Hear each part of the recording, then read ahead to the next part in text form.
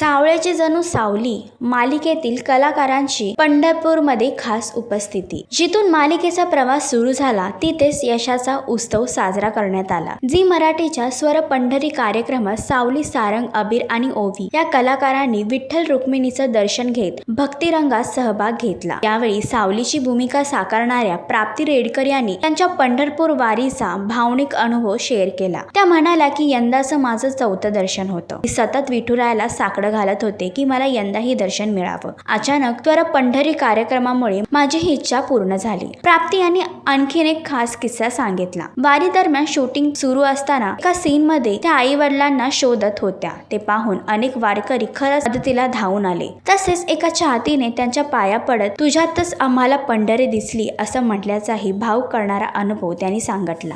तर तुम्हाला सावलीचा हा अनुभव कसा वाटला हे कमेंट करून नक्की सांगा। आणि अशीच अपडेट जाणून घेण्यासाठी तुम्ही आमचं चॅनल टेलीचक्कर रिजनल याला लाईक, शेअर आणि सबस्क्राईब नक्कीच करा।